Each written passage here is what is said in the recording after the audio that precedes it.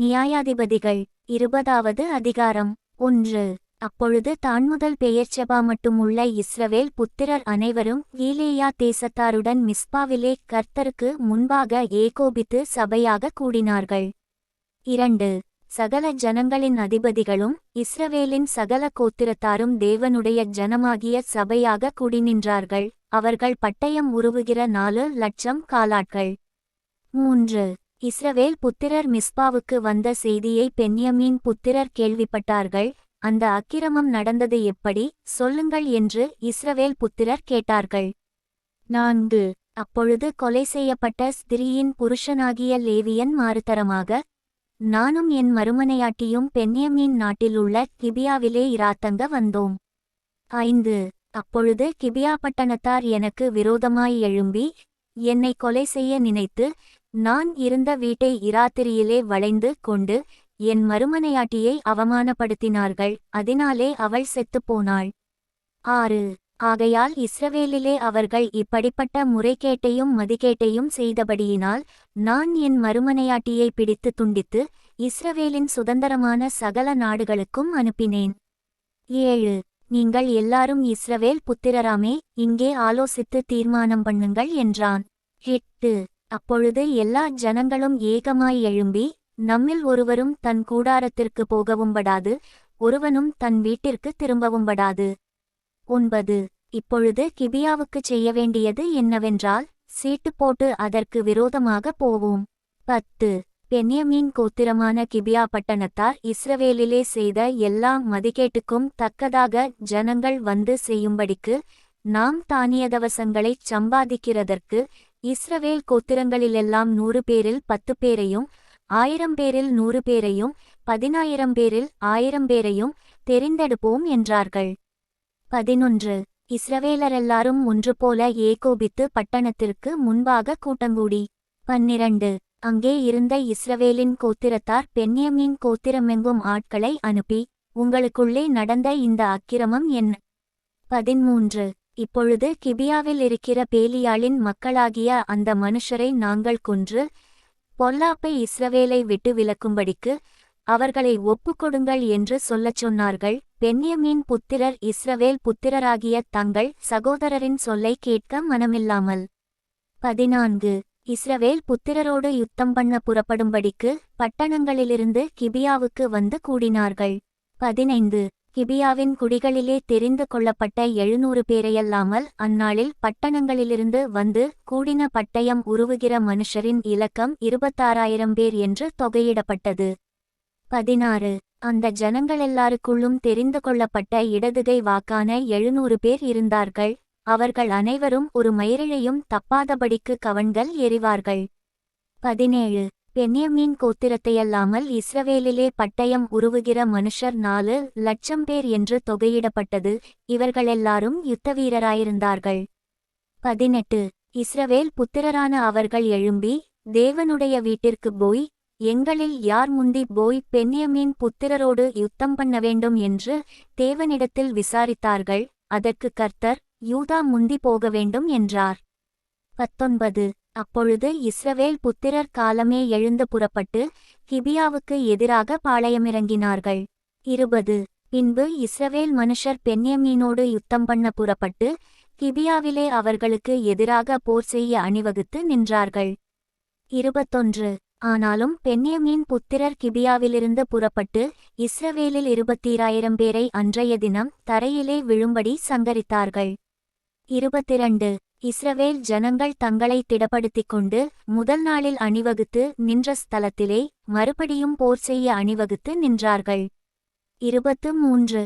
அவர்கள் போய் கர்த்தருடைய சந்நிதியில் சாயங்காலமட்டும் அழுது, எங்கள் சகோதரராகிய பென்யமீன் புத்திரரோடே திரும்பவும் யுத்தம் கலக்கப்போவோமா என்று கர்த்தரிடத்தில் விசாரித்தார்கள். அப்பொழுது கர்த்தர், அவர்களுக்கு விரோதமாய் போங்கள் என்றார். 24. மறுநாளிலே இஸ்ரவேல் புத்திரர் பென்யமீன் புத்திரர் கிட்டச் சேருகிறபோது 25. பென்யமீன் கோத்திரத்தாரும் அந்நாளிலே கிபியாவிலிருந்து அவர்களுக்கு எதிராக புறப்பட்டு வந்து, பின்னும் இஸ்ரவேல் புத்திரரில் பட்டயம் உருவுகிற 18,000 பேரை தரையிலே விழும்படி சங்கரித்தார்கள். 26. அப்பொழுது இஸ்ரவேல் புத்திரராகிய சகல ஜனங்களும் புறப்பட்டு தேவனுடைய வீட்டிற்கு போய் அங்கே கர்த்தருடைய சந்நிதியில் அழுது தரித்திருந்து அன்று சாயங்காலமட்டும் உபவாசித்து கர்த்தருடைய சந்நிதியில் சர்வாங்க தகனபலிகளையும் சமாதான பலிகளையும் இட்டு 27 கர்த்தரிடத்தில் விசாரித்தார்கள். தேவனுடைய உடன்படிக்கையின் பெட்டி அந்நாட்களில் அங்கே இருந்தது. 28 ஆரோனின் குமாரனாகிய எலெயாசாரின் மகன் பினெகாஸ் அந்நாட்களில் அவருடைய சந்நிதியில் நின்றான். எங்கள் சகோதரராகிய பென்யமீன் புத்திரரோடே பின்னும் யுத்தம் பண்ண புறப்படலாமா புறப்படலாகாதா என்று அவர்கள் விசாரித்தார்கள். அப்பொழுது கர்த்தர், போங்கள், நாளைக்கு அவர்களை உங்கள் கையில் ஒப்புக்கொடுப்பேன் என்றார். 29 அப்பொழுது இஸ்ரவேல் புத்திரர் கிபியாவைச் சுற்றிலும் பதிவிடையாட்களை வைத்து 30 மூன்றாம் நாளிலே பென்யமீன் புத்திரருக்கு விரோதமாய் போய் முன் 2 தரம் செய்தது போல கிபியாவுக்குச் சமீபமாய் போருக்கு அணிவகுத்து நின்றார்கள். 31 அப்பொழுது பென்யமீன் புத்திரர் ஜனத்திற்கு விரோதமாய் புறப்பட்டு பட்டணத்தை விட்டு அப்பாலே வந்து வெளியிலே பெத்தேலுக்கும் கிபியாவுக்கும் போகிற 2 வழிகளில் இஸ்ரவேல் ஜனத்தில் ஏறக்குறைய 30 பேரை முதல் 2 தரம் செய்தது போல வெட்டவும் கொல்லவும் தொடங்கினார்கள். 32 முன்போல நமக்கு முன்பாக முறிய அடிக்கப்படுகிறார்கள் என்று பென்யமீன் புத்திரர் சொன்னார்கள். இஸ்ரவேல் புத்திரரோ அவர்களை பட்டணத்தை விட்டு அப்பாலே இருக்கிற வழிகளிலே வரப்பண்ணும்படிக்கு நாம் ஓடவேண்டும் என்று சொல்லியிருந்தார்கள். 33 அப்பொழுது இஸ்ரவேல் மனுஷர் எல்லாரும் தங்கள் ஸ்தானத்திலிருந்து எழும்பி பாகால்தாமாரிலே யுத்தத்திற்கு அணிவகுத்து நின்றார்கள். இஸ்ரவேலரில் கிபியாவின் பள்ளத்தாக்கிலே பதிவிருந்தவர்கள் தங்கள் ஸ்தானத்திலிருந்து புறப்பட்டு 34 அவர்களில் எல்லா இஸ்ரவேலிலும் தெரிந்து கொள்ளப்பட்ட 10,000 பேர் கிபியாவுக்கு எதிரே வந்தார்கள். யுத்தம் பலத்தது, ஆனாலும் தங்களுக்கு விக்கினம் நேரிட்டது என்று அவர்கள் அறியாதிருந்தார்கள். 35 கர்த்தர் இஸ்ரவேலுக்கு முன்பாக பென்யமீனை முறிய அடித்தார். அந்நாளிலே இஸ்ரவேல் புத்திரர் பென்யமீனிலே பட்டயம் உருவுகிற ஆட்களாகிய 25,100 பேரைச் சங்கரித்தார்கள். 36 இஸ்ரவேலர் கிபியாவுக்கு அப்பாலே வைத்த பதிவிடையை நம்பியிருந்தபடியினாலே பென்யமீனருக்கு இடம் கொடுத்தார்கள். அதனாலே அவர்கள் முறிய அடிக்கப்படுகிறார்கள் என்று பென்யமீன் புத்திரருக்கு காணப்பட்டது. 37 அப்பொழுது பதிவிடையிருந்தவர்கள் தீவிரமாய் கிபியாவின் மேல் பாய்ந்து பரவி பட்டணத்தில் இருக்கிறவர்களெல்லாரையும் பட்டயக்கருக்கினால் வெட்டினார்கள். 38 பட்டணத்திலிருந்து மகா பெரிய புகையை எழும்ப பண்ணுவதே இஸ்ரவேலருக்கும் பதிவிடைக்காரருக்கும் குறிக்கப்பட்ட அடையாளமாயிருந்தது.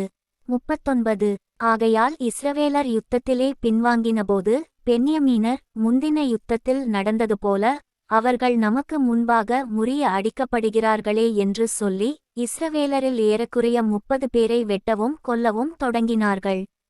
40 பட்டணத்திலிருந்து புகையானது ஸ்தம்பம் போல உயர எழும்பினபோது பென்யமீனர் பின்னாக பார்த்தார்கள். இதோ பட்டணத்தின் அக்கினிஜுவாலை வானபரியந்தம் எழும்பிற்று. 41 அப்பொழுது இஸ்ரவேலர் திரும்பிக் கொண்டார்கள். பென்யமீன் மனுஷரோ தங்களுக்கு விக்கினம் நேரிட்டதைக் கண்டு திகைத்து 42 இஸ்ரவேல் புத்திரரை விட்டு வனாந்தரத்திற்கு போகிற வழிக்கு நேராய் திரும்பி ஓடிப்போனார்கள். ஆனாலும் யுத்தம் அவர்களை தொடர்ந்தது. பட்டணங்களில் இருந்தவர்களும் தங்கள் நடுவே அகப்பட்டவர்களை கொன்று போட்டார்கள். 43 இப்படியே பென்யமீனரை வளைந்து கொண்டு துரத்தி கிபியாவுக்கு கிழக்குப்புறமாக வருமட்டும் அவர்களை லேசாய் மிதித்துப் போட்டார்கள். 44 இதனால் பென்யமீனரிலே 18,000 பேர் விழுந்தார்கள். அவர்களெல்லாரும் பலவான்களாயிருந்தார்கள். 45 மற்றவர்கள் விலகி வனாந்தரத்தில் இருக்கிற ரிம்மோன் கன்மலைக்கு ஓடிப்போனார்கள். அவர்களில் இன்னும் 5,000 பேரை வழிகளிலே கொன்று மற்றவர்களை கீதோம் மட்டும் பின்தொடர்ந்து அவர்களில் 2,000 பேரை வெட்டிப்போட்டார்கள். 46 இவ்விதமாய் பென்யமீனரில் அந்நாளில் விழுந்தவர்களெல்லாரும் 25,000 பேர். அவர்களெல்லாரும் பட்டயம் உருவுகிற பலவான்களாயிருந்தார்கள். 47 600 பேர் திரும்பிக் கொண்டு ஓடி வனாந்தரத்திலிருக்கிற ரிம்மோன் கன்மலைக்கு போய் ரிம்மோன் கன்மலையிலே 4 மாதம் இருந்தார்கள். 48 இஸ்ரவேலரோ பென்யமீன் புத்திரர் மேல் திரும்பி பட்டணத்தில் மனுஷர் தொடங்கி மிருகங்கள் மட்டும் கண்டவைகள் எல்லாவற்றையும் பட்டயக்கருக்கினால் வெட்டி கண்ட பட்டணங்களையெல்லாம் அக்கினியால் கொளுத்தி போட்டார்கள். நியாயாதிபதிகள் 21வது அதிகாரம் 1 இஸ்ரவேலர் மிஸ்பாவிலே இருக்கும்போது நம்மில் ஒருவனும் தன் குமாரத்தியை பென்யமீனருக்கு விவாகம் பண்ணி கொடுப்பதில்லை என்று ஆணையிட்டிருந்தார்கள். 2. ஆகையால் ஜனங்கள் தேவனுடைய வீட்டிற்கு போய் அங்கே தேவசந்நிதியில் சாயங்காலமட்டும் இருந்து சத்தமிட்டு மிகவும் அழுது. 3. இஸ்ரவேலின் தேவனாகிய கர்த்தாவே, இன்று இஸ்ரவேலில் ஒரு கோத்திரம் குறைந்து போகத்தக்கதாக இஸ்ரவேலில் இந்த காரியம் நேரிட்டது என்ன என்றார்கள். 4. மறுநாளிலே ஜனங்கள் காலமே எழுந்திருந்து அங்கே ஒரு பலிபீடத்தை கட்டி சர்வாங்க தகனபலிகளையும் சமாதான பலிகளையும் செலுத்தினார்கள். 5. கர்த்தருடைய சந்நிதியில் மிஸ்பாவுக்கு வராதவன் நிச்சயமாய் கொலை செய்யப்படக்கடவன் என்று அவர்கள் பெரிய ஆணையிட்டிருந்தபடியால் இஸ்ரவேல் புத்திரர் கர்த்தருடைய சந்நிதியில் சபை கூடினபோது இஸ்ரவேலுடைய எல்லா கோத்திரங்களிலுமிருந்து வராதே போனவர்கள் யார் என்று விசாரித்தார்கள். 6. இஸ்ரவேல் புத்திரர் தங்கள் சகோதரராகிய பென்யமீனரை நினைத்து மனஸ்தாபப்பட்டு இன்று இஸ்ரவேலில் ஒரு கோத்திரம் அறுப்புண்டு போயிற்றே. 7. மீந்திருப்பவர்களுக்கு மனைவிகள் கிடைக்கும்படி நாம் அவர்களுக்காக என்ன செய்யலாம்? நம்முடைய குமாரத்திகளில் ஒருத்தியையும் அவர்களுக்கு கொடுப்பதில்லை என்று நாம் கர்த்தர் மேல் ஆணையிட்டு கொண்டோமே. 8. இஸ்ரவேலின் கோத்திரங்களில் மிஸ்பாவிலே கர்த்தருடைய சந்நிதியில் வராதே போன யாதொருவர் உண்டோ என்று விசாரித்தார்கள். அப்பொழுது கீலேயாத்திலுள்ள யாபேசின் மனுஷரில் ஒருவரும் பாளையத்தில் சபை கூடினபோது வரவில்லை. 9. ஜனங்கள் இலக்கம் பார்க்கப்பட்டபோது கீலேயாத்திலிருக்கிற யாபேசின் குடிகளில் அங்கே ஒருவரும் இருந்ததில்லை. 10. உடனே சபையார் பலவான்களில் 12,000 பேரை அங்கே அழைத்து, நீங்கள் போய் கீலேயாத்திலுள்ள யாபேசின் குடிகளை ஸ்திரீகளோடும் பிள்ளைகளோடும் பட்டயக்கருக்கினால் வெட்டுங்கள். 11.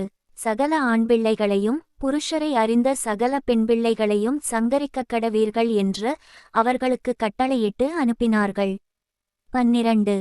இவர்கள் கீலேயாத்திலுள்ள யாபேசின் குடிகளிடத்திலே புருஷரை அறியாத 400 கன்னிப்பெண்களை கண்டு பிடித்து அவர்களை கானான் தேசமான சீலோவிலிருக்கிற பாளையத்திற்கு கொண்டு வந்தார்கள்.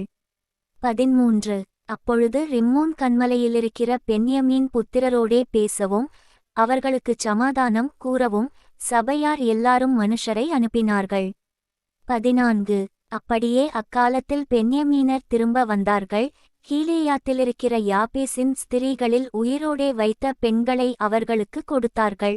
அப்படிச் செய்தும் அவர்கள் தொகைக்கு காணாதிருந்தது. 15. இஸ்ரவேல் கோத்திரங்களிலே கர்த்தர் ஒரு பிளப்பை உண்டாக்கினார் என்று ஜனங்கள் பென்யமீனருக்காக மனஸ்தாபப்பட்டார்கள். 16. பென்யமீன் கோத்திர ஸ்திரீகள் அழிந்தபடியினாலே மீதியான மற்ற பேர்களுக்கும் மனைவிகள் கிடைக்கும்படி என்ன செய்யலாம் என்று சபையின் மூப்பரானவர்கள் கேட்டு. 17. இஸ்ரவேலில் ஒரு கோத்திரம் நிர்மூலமாகாதபடிக்கு தப்பினவர்களுடைய சுதந்தரம் பென்யமீனுக்கு இருக்க வேண்டுமே. 18. நாமோ நம்முடைய குமாரத்திகளில் அவர்களுக்கு பெண் கொடுக்கக்கூடாது, பென்யமீனருக்கு பெண் கொடுக்கிறவன் சபிக்கப்பட்டவன் என்று இஸ்ரவேல் புத்திரர் ஆணையிட்டார்களே என்றார்கள். 19.